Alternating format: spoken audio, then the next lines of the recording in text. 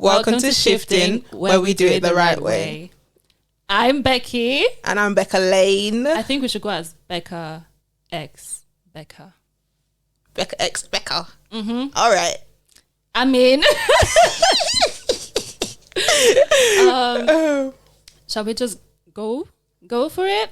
Okay, why not? Intro. Okay. Intro is like, why are we here? Yeah, why are we here, Becky? Why are we here? So let's start with testimonies. Testimony number 1. Mm-hmm. As you can see, we have professional microphones, professional cameraman. Like it didn't start on my broken iPhone. As well as professional studio. Lighting and everything. So, Shifting, the podcast, Yeah. started as a vision that I had for a couple of months. And then I saw you in that vision. So I was like, well, Becca, I didn't tell you up until maybe 2-3 weeks later. Yeah.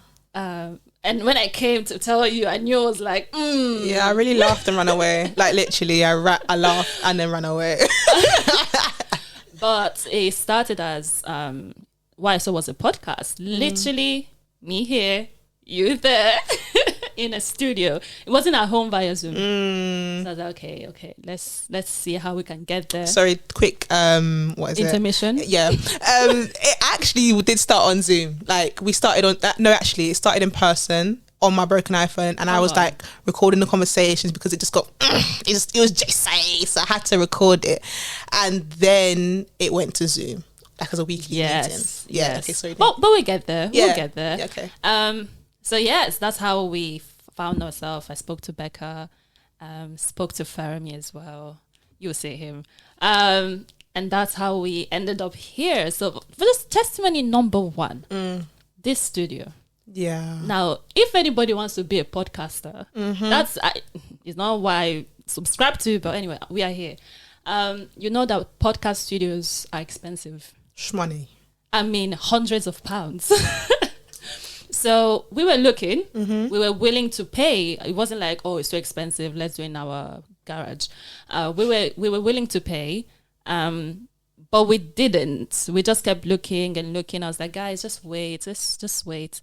And then one day, I think it was in May, I stepped into my class, my training class, drama school, and they were having a podcast. I was like, excuse me?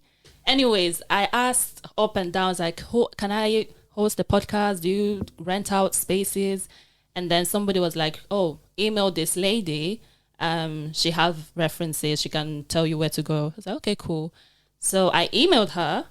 Mind you, I've never met this lady. So today. And she said, oh, that's great. I mean, what's your podcast about? Let me see if I can find something for you. And then the week later, she comes back to me and she's like, hey, Becky, I found a place for free. I was like, for free? And I've not met this lady. This lady went all the way to recommend me to these people and say, okay, this girl's going to come on this day. Favor. Yeah, just give it to her for free. If I knew her, it would be different because, oh, she's doing me a favor. She's recommending me. I've never met her. That's what you call favor. So that was one testimony that just kept us going. Okay, this is something. And Becca, do you want to speak up upon like how did we get the name Shifting? Okay, the name Shifting actually came about when we were having a conversation. So like Becky had told me about the podcast and like how she wanted me to do like to make it official. And I was like, okay, cool. So then we just started really like actually like ruminating on what we was actually doing. And one thing was that there was a common topic throughout the whole of our conversation. So I believe our first conversation actually took place like towards the end of January, if I'm correct. Yeah, beginning of Feb. Yeah, basically around that time. So it took place around that time. And we were we kept speaking about what we were going through, and it was so funny because Becky and I had gone to the same church for years. Like, I think for like a good 4 years. Like, 4 years. Like, we'd seen each other. We like, I think there was one conversation we had like with one another, like pre-quarantine. We were on the bus and you told me about you do acting and everything. I was like, okay, cool, I know she does acting. Poetry babe over there. So I know about that. So I was like, okay, I know Becky like that. And then it's like, hi, you alright? And then keep walking. Like, that was it. That was our only relationship. And then one time, do you know what? If I asked myself, I had stayed back to so basically I'm a natural baby, yeah. So and I just washed my hair. Okay. And so I was like, I'm not going outside. Like, right. It was hammering down. It wasn't normal rain. It was, if you go outside, let's say you bathed yourself, and you know what I'm saying? Like, you got outside. So I was like, I'm not going. Funny enough, I brought a book that Sunday, so I was like, I'm gonna read a book, like on my commuting journey, not waiting in the foyers to outwait the rain. Was after church. After church, you understand? So I was like, okay, I'm gonna outwait the rain, and then cool, go from there.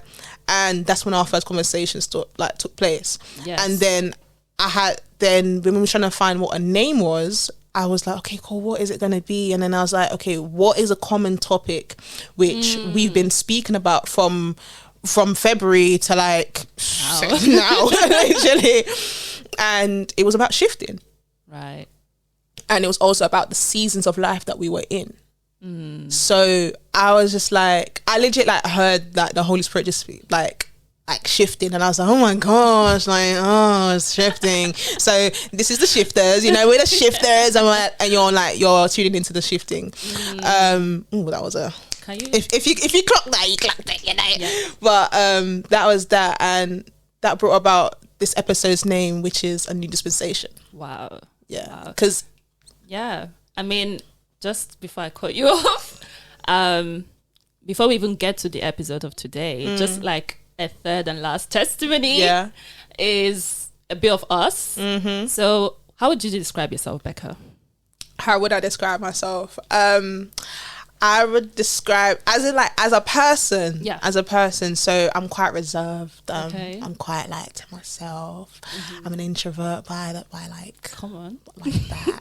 But I have extroverted qualities. So I can be like vocal and out there, but I'm a chill person. I don't really know what, but I'm known as a poet, you know. That's how I would describe myself. If you ask me like what my bio is, I'm a poet, and I know like that's what I generally take pleasure in. Yeah, and I would describe myself same, quiet, shy, introverted, reserved, hiding all the time. Yeah. So it's the fact that this is our personality or how we describe ourselves, and then God was like, I want you to have a podcast. Irony. And the aim of a podcast is to speak in front of people for hours. So it's just interesting. I think the testimony resides in how God does not use you based on your personality.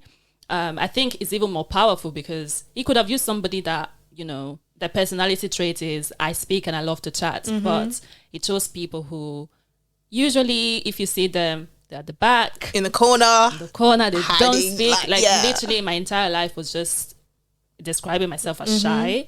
I don't do that anymore, but even people in the scenes are, oh, she's a shy person. So for me to be here with you, who also is like quiet, is like, nah, this is God. Like this is what is God ordained. Because I personally would never wake up one morning and be like, let me have a podcast. Let me start speaking for hours. And I guess that's the same for you. Yeah. But yeah, as you said, getting into the name of the podcast, A New Dispensation. And I think what it is very timely. Just in recent times here in the UK, the Queen Elizabeth II passed away. And it just shows how we're in a season of shifting. So even though we got that name way before that, it's just ironic how we are seeing the shifting in the physical realm as well. So if you don't relate to the shifting in terms of spiritually speaking, you can relate to it in the world, in the physical. Well, like literally the start of a new era. You know, we have a new king. We even have a new prime minister. Like things are literally shifting from the old to the new. So it's understanding how are things also relating to us, like personally, how we're shifting into this new era. And I guess one thing you were also saying before or earlier today was shifting into the right direction. And in the right way. Yeah, in the right way. So how can we do that?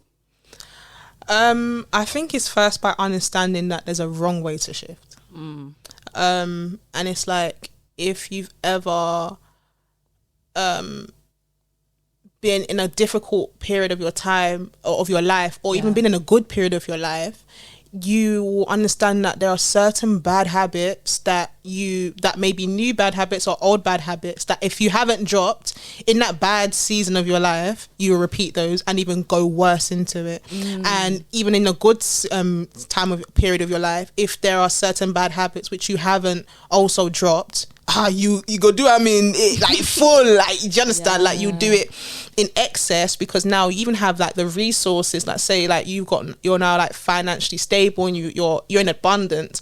If that is you and you've got bad habits, it's like, well, I've got the money, let me just finance this. And it's like, do you understand? You start to realize that there's a right and a wrong way to shift. And so I think it first starts by actually acknowledging that there's a right and a wrong way to shift. Once you have that acknowledgement, then you know that what is the right way for me to shift, and where do I need to be in this time of my life. So even in the good and the bad, what do I need to be doing? Because it's like in the bad periods, especially at the bad times of your life, it's very easy to be like, it's difficult. Let me just, you know, you know what? I've got an excuse. And I feel like, don't make excuses for yourself. Right. Like, making excuses for yourself is where the downfall comes in, and it starts to like slip in, because it's like, I've got an excuse, I've got the right to be upset and da da da da da da. But it's like, when you're upset, what do you do? Because I'm not going to judge you for being upset, but I will judge you for how you do behave when you are upset. Wow. Do you understand? And then you're going to have to then sit in what you've done after. So like, let's say you're upset and it's like, I'm angry. So then you break your phone. Yeah? So you break your phone. Nice. Now you're no longer upset. Where's my phone? My phone's broken. Now look at yourself. Do you understand? Now you have to judge yourself in that place. Yep. So it's like, how do you regulate your emotions? How do you regulate yourself as you transition and as you move through the seasons? And I think you need to be sensitive that there is a shift. You know, there are people walking around not even knowing that there is a difference. And I think with recent events, that's when people are starting to realize, oh, wow, things are moving. But you need to be sensitive that there is a shift. And I think that only comes when you have a strong, not even strong, but like you're always in the presence of God, because it's really funny how we got that name, you know. So it means that, you know, there's been fire on that altar. Like, somebody has been making some sacrifice. Like, you don't even need to be the most prayerful person. It's just you are always at the feet of Christ. And that's how you perceive that there is a change, there is a move, there is something that is happening, you know. So the first, as you said, you need to know that there's a right and a wrong, but also you need to be in God's presence. Absolutely. Because that will increase the sensitivity of the times we are in, you know, and it will also like tell you about the times in your life that you are in. So yes, knowing the right, the wrong, but there is a shift, but there's also a shift in, I guess, generations, like a generational shift. Let's talk on it. You know, we're going from the old to the new. So how do you perceive that generational shift? I'll say look for patterns. Look for patterns. Excuse me. And the thing that comes to my mind is Moses and Joseph. Yeah. I mean, Moses and Joseph. Moses and Joshua. Okay. And my best friend, he always says that, like, everyone always saw Moses, but people rarely saw Joshua. Like, that he was in the background. No one knew that. Yeah. That it would, then everything will be then transferred to him. And so from the old to the new, I feel that we then have to look at what's going on right now. Like, and I think even before you can cover the old and the new, I think to just go back on what you were saying, which was about being sensitive. that sensitivity is then how you know what's going on from the old to the new. Because it's like, if you're not spiritually in tune, if you're not even physically or mentally in tune with what the heart of God is saying, oh my gosh, you're behind years, because then you've completely failed to acknowledge the fact that everything happens spiritually before it does physically. Do you understand? So everything which we see in the physical is a byproduct of what has already happened in the spirit realm. Yep. So when we look at it from that perspective, that's when we have to then start to change ourselves and be like, okay, like, God, what are you saying? Or God, what does your heart, what is coming in this season? Yeah. Like why is there this, why do I feel so unsettled? And it has to do with carrying the burden of God. Responsibility. And if you're not sensitive, then God won't trust you with that responsibility or that burden. And I guess it's answering the call. Ooh! I think you need to... I haven't heard that in a while, Becky. So wow. I think you need to reiterate why we just had that type of reaction, because that is banter. Please. Literally answering the call. So when is even just this, right? The podcast, we could easily say no. No. So this is not for us. What we're doing is, because we have been sensitive to what's been going on, I was saying the spirit realm first, to come here and speak about it. You know, what I've been saying is we've heard, we've seen, God has showed us with visions, dreams. We've heard, God told us, the voice of God.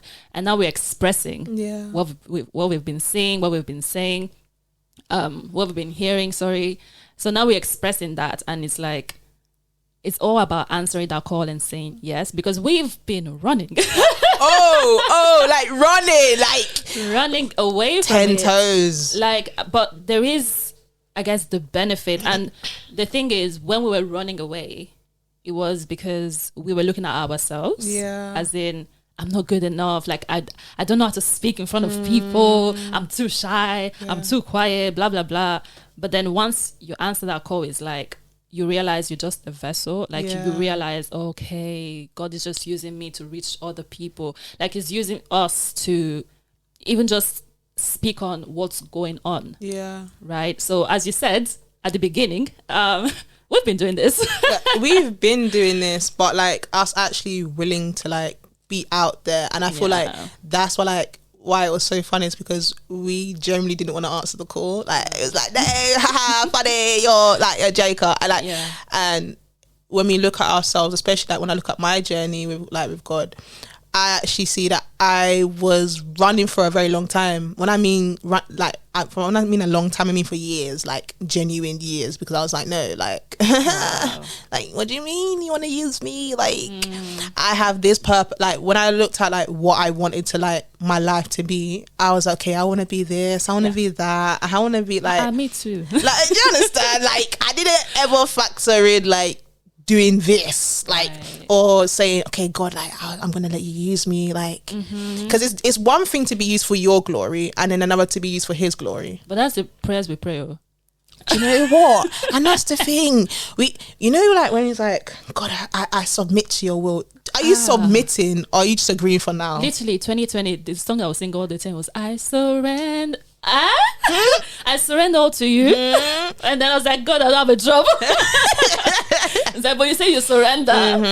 So yeah, it's like we've subconsciously been saying yes, but not with our whole full hearts, and living it out. Yeah. You know, so it goes back to answering the call. But yeah, as you said, continue. Yeah, like answering that call and saying, okay, I'm gonna do it. That's a life changer, because answering the call, mate, like, it's just like, I don't want to do it. Like, for such a long time, it's just like, no, I'm not going to do that, you see me? No. Yeah, and I think it speaks on the fact that ministry, I know you don't like that word, but no, I don't like that word. It comes in different ways. Yeah. You know, ministry means service. So if you are serving God, your purpose is also to serve others. Yeah. You know, so we are here like, please just use us. And that's how we go back to, you know, that prophetic mantle, that shifting of generations. You know, when you see young people, oh wow, on fire for God, it's like God is calling us. Yeah. As in the young generation. Yeah. You know, it's just the fact of, are we going to say yes to that call? That's the thing, because it requires something from you. And so, like, I'm so glad you mentioned what you were singing, like, throughout 2020, I believe you said. Yeah. Because when, you see, one thing I've learned in this Christian walk, is don't say yes unless you mean it. If you do not mean it, don't say yes. Yeah, because why was I jobless? And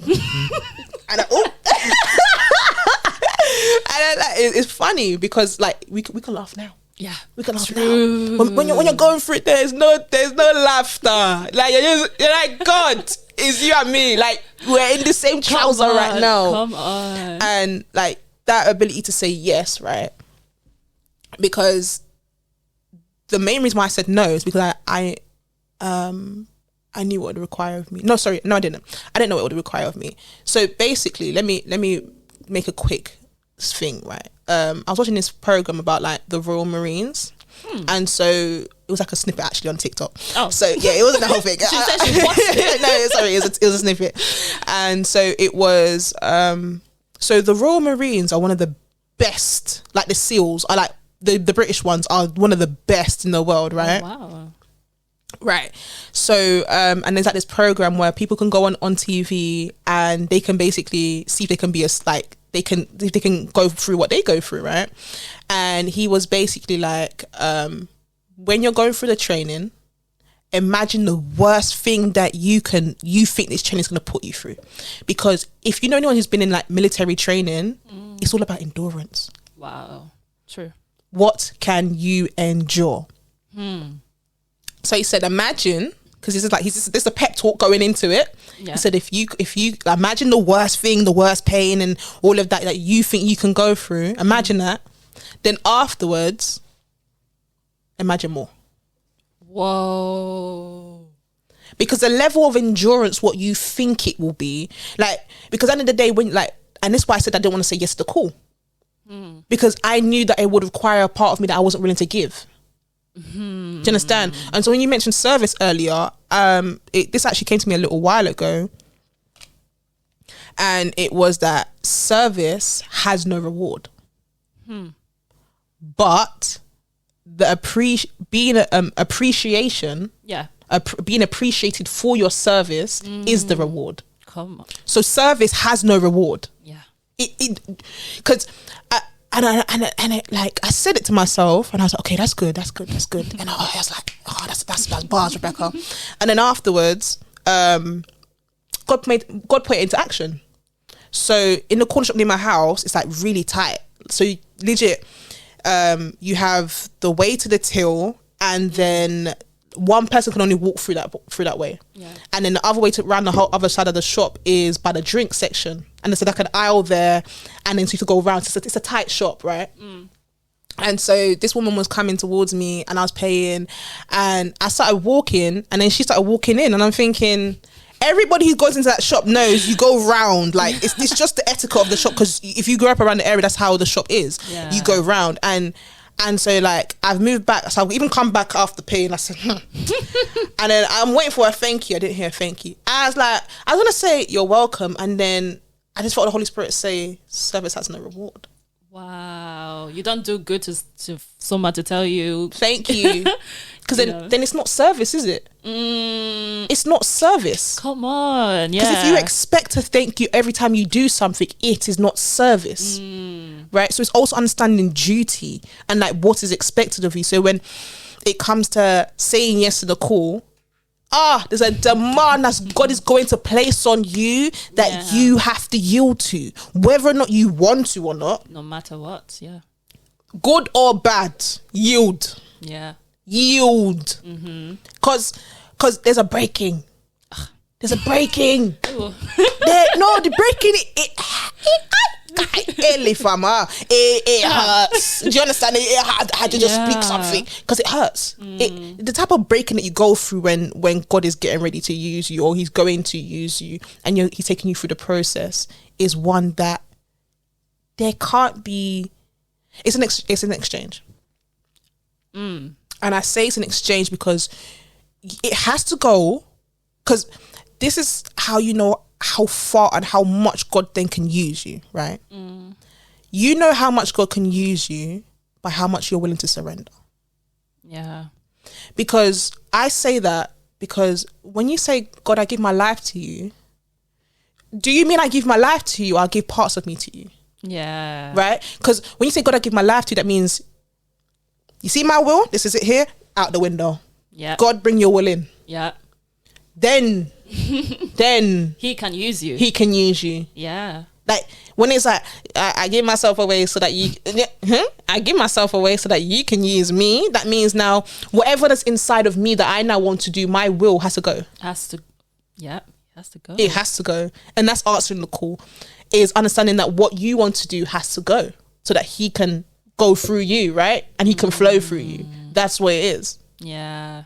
Yeah. That's literally what it's like, allowing him to come here and like consciously saying yes. And it took quite a few years because that was 2020. So I would say 2022. Not that I'm like, come on, but I've seen the progress, I would say, of saying yes and like just surrendering. I guess that's how, for young people, that's how you get to that place of being used, or how shifting actually comes to place, as you were saying, of earlier today about sorting them for a man for this season. Yeah. So God is like, there is a shifting. Yeah. From old. Yeah. From old mantles, old generations to a new generation. So if you even notice, if you were sensitive enough, just from the beginning of this year, a lot of young people have been on fire. Yeah.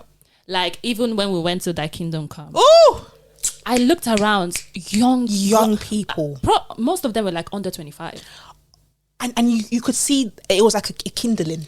Like you could see the fire, like you could see the stirring inside of them. Like it was like such a revival. Hey. I was like, wow, I didn't even know so many young people were for God. Do you understand? But the reason why you're seeing so many young people is because God is shifting. Yeah, He's people saying, are becoming more sensitive. This is, the people that came before us, they did well. But it's time for a new generation to come in. Carry that It's mantle. time for a new era to start with this fresh, new generation. Yeah. So it's like I saw so many young people because that's literally what God is doing. Yeah. So for us, it's like, are you going to say yes? And the sacrifice is even bigger at this age when you're younger, because you have so much, there's so much passion that you have for the things that you want. So saying that no to your thing, that the things that, are dear to you, and saying yes to God is like, that's a big jump. But you need to understand that that's what God is doing. We are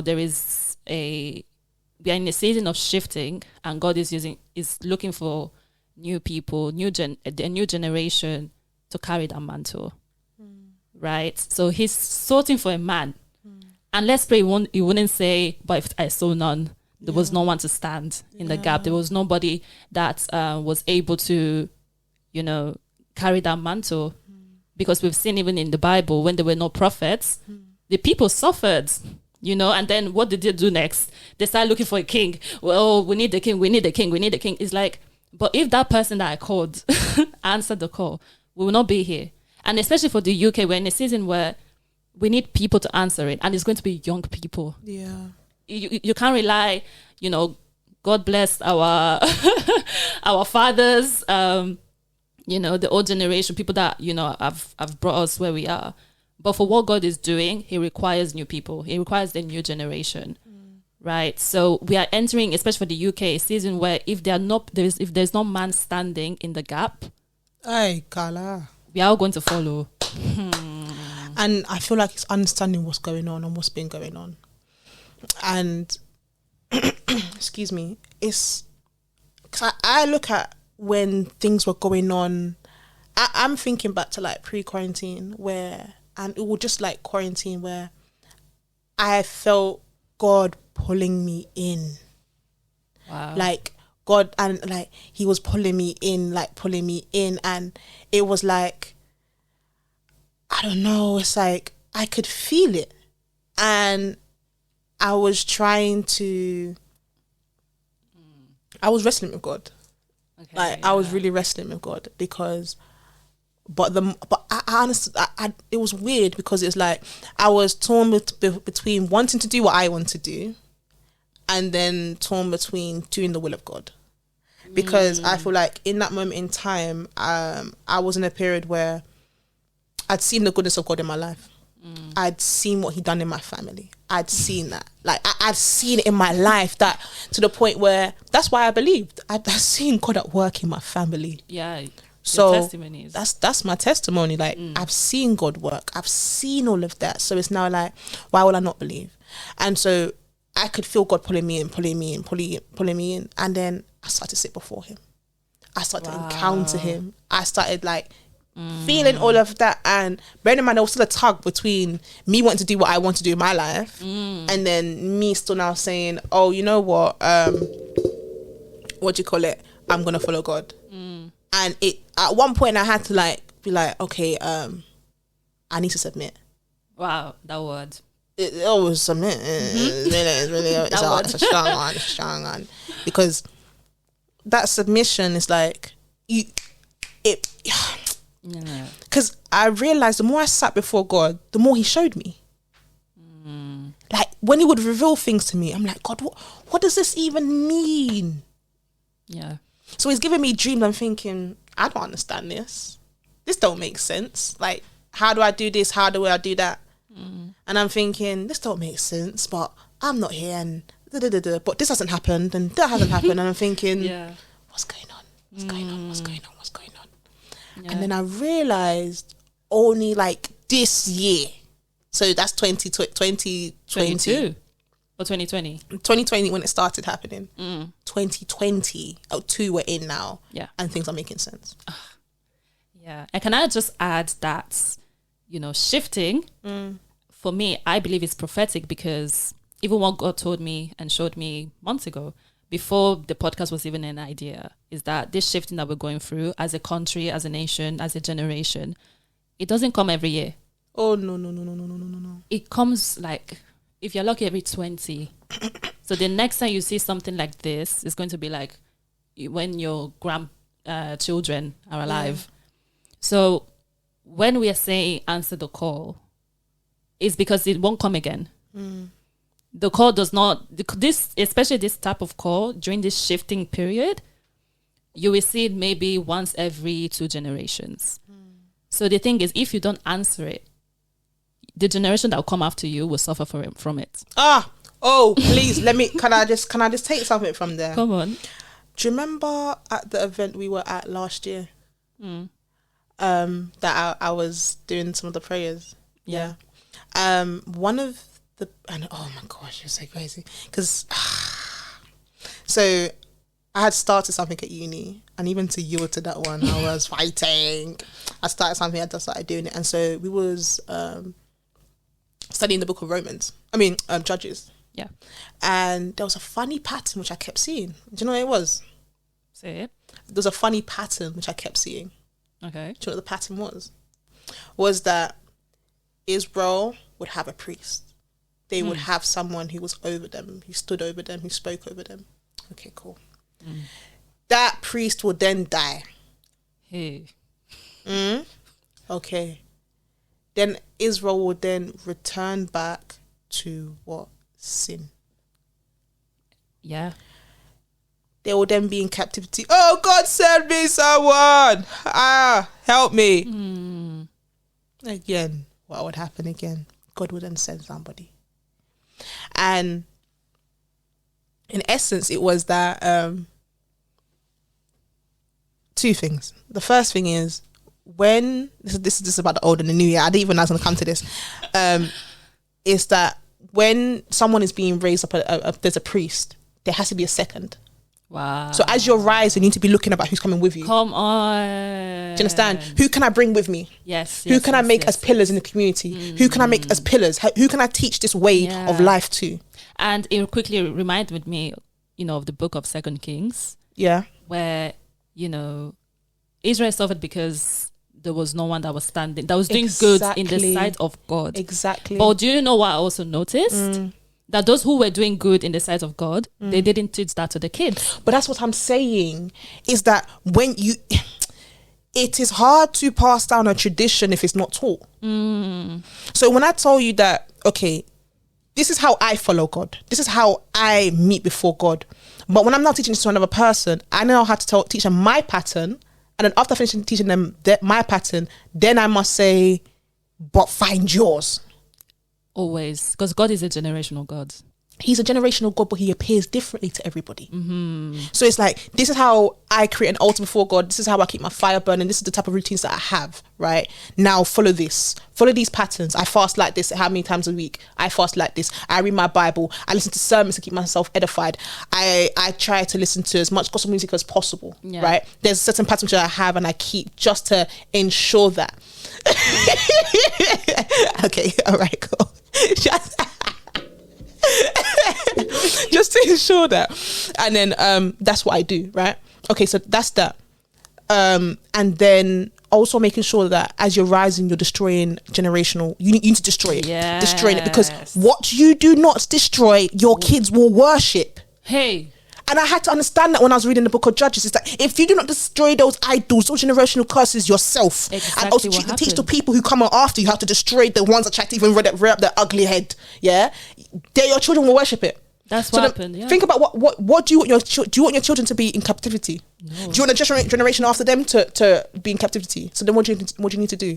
Raise up priests, and at the same time break the idols.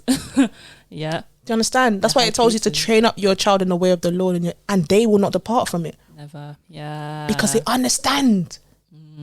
How did my father used to deal with this? How did my mother used to deal with this? Once they understand that, then they move. Yeah. So answering the call, if it's not even for yourself, it's for your children. Because it's not for about your children. That's what we said at the beginning was the call was not for us. You know, if you're saying no, it's probably because you're looking at yourself inwards. I cannot do this, blah, blah, blah.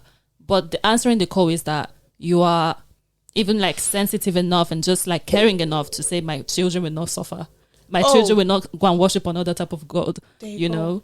So yeah, I guess that would be just for now. Let's just close for now. But it's just encouraged that we are in a new season, a season of shifting, and God is calling people, new people, young people to answer the call. Not for yourself, no, for generations and a nation. Look at the UK. You have to stand in the gap. Stand in the gap for those who are unable to stand for themselves and move forward like that, progress like that, go forward. Thank you, Becca. Oh, thank you, Becca. Nice. Aww. Come on. See you like next time. Well, next week, yeah. Yeah. Thank you. Thank you for tuning into The Shifting, guys.